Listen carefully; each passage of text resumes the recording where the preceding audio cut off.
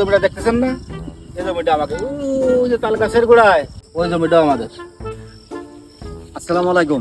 ওয়ালাইকুম আসসালাম। ভালো আছেন? আলহামদুলিল্লাহ।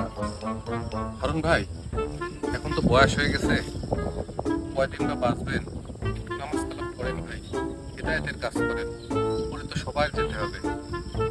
মসজিদে আসেন, সবাই একসাথে নামাজ পড়ি। হুজুর, আমি যে পাপী, আমি কি জান্নাতে যেতে পারবো? অবশ্যই পারবেন। পাঁচ ওয়াক্ত নামাজ পড়েন, আল্লাহরে ডাকেন, নামাজের সেজ্জায় যে চোখের পানি ফেলায় আল্লাহরে ডাকেন।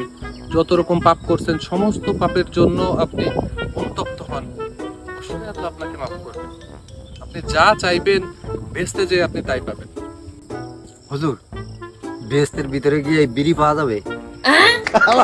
কয় কি? ওই বিড়ি ঠিকই পাওয়া যাইব, কিন্তু ধরা তো যেতে হবে জাহান্নামে।